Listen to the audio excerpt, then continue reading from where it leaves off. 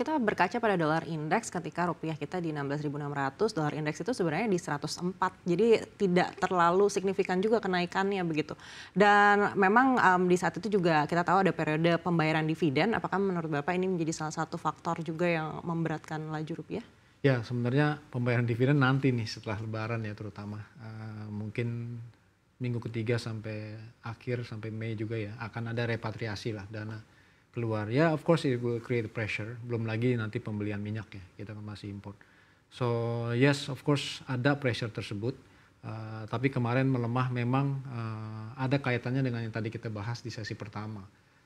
Dengan IHSG seperti itu kan masalah confidence ya. Unfortunately di negara kita ini, kalau di negara maju misalnya di Amerika ya, ketika misalnya harga saham turun, harga bonds mereka naik biasanya karena negatively correlated. Atau at least low. Kalau di negara kita ini kan harga saham turun, harga bonds kita juga turun gitu kan. It's not enough diversification in a sense. Terutama dalam keadaan gonjang-ganjing ya. Kalau dalam keadaan normal-normal saja mungkin bisa korelasinya saham kita turun, bonds kita naik. Dan jadi kemarin kejadian ketika saham kita turun, bonds kita juga terpukul, rupiah pun terpukul. Jadi semuanya sebenarnya terkorelasi lah. So it's not nothing too surprising menurut saya.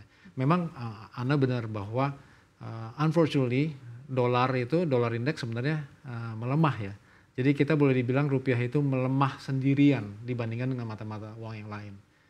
Contohnya kita lihat dolar Sing aja, terus kita terhadap Singapura dolar terus melemah.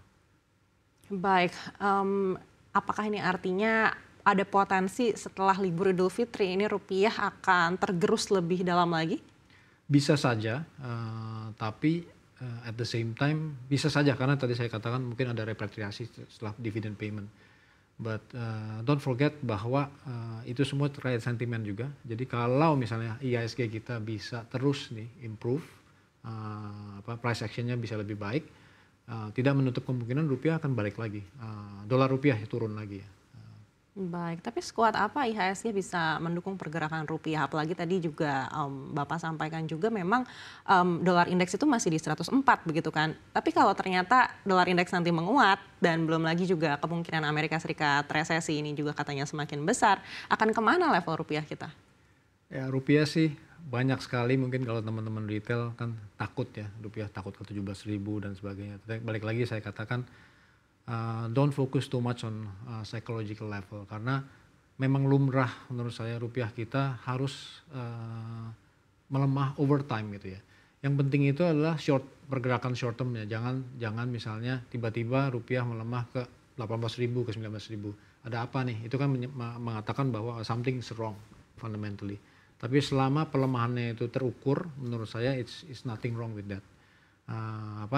Kalau IHSG menurut saya, again saya katakan, saya sih baru melihat ya from the technical perspective, yang baru saja bottom yang baru saja terjadi itu is a major inflection point. So apakah ada chance that's the bottom? Could be, and not small probability-nya. Cuma kita lihat sekarang lanjutannya is the market ini suka apa tidak dengan komunikasi selanjutnya yang dilakukan oleh pemerintah. Yang saya lihat akan ada improvement ke depannya.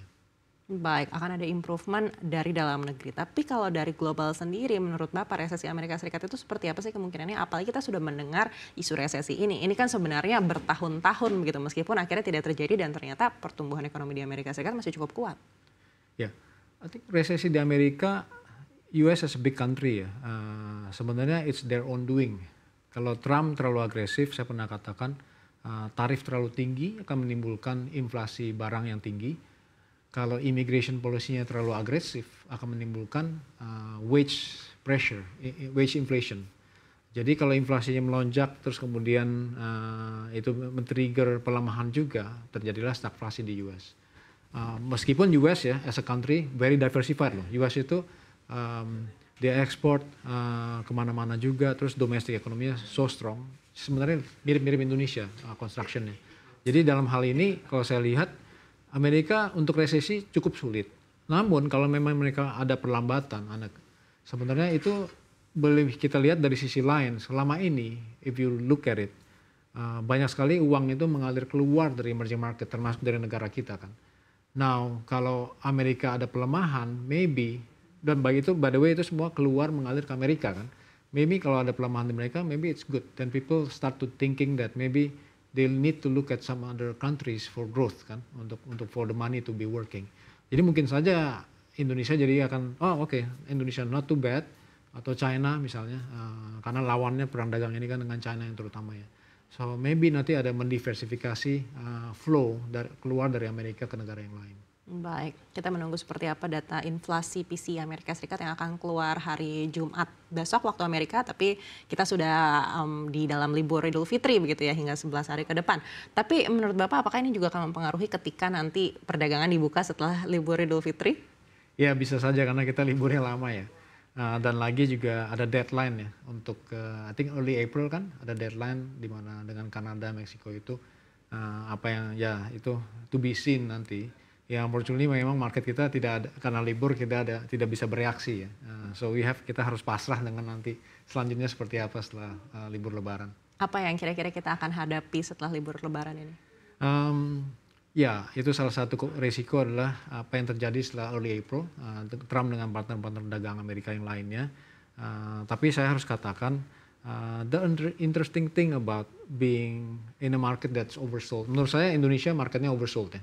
IHSG kita oversold clearly karena PE-nya at least in the short term. Nah dalam keadaan oversold, interestingly, jadi kalau ada berita-berita buruk dari luar, mungkin kita sedikit immune sebenarnya. Apalagi kalau kemarin ya level kemarin sebelum rebound gitu ya, kita lebih immune sebenarnya apa yang terjadi di luar. Seolah-olah masa bodoh gitu loh. We gonna be living in our own world. Nah sekarang menurut saya Indonesia masih oversold marketnya.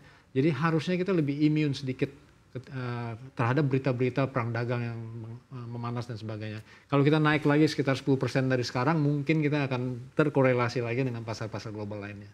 Baik, memang kita masih di kuartal pertama Pak Antoni, tapi apakah Anda sudah bisa melihat kemana kira-kira pergerakan indeks hingga di akhir 2025 ini, kira-kira IHSG ini akan ada di level berapa target Anda?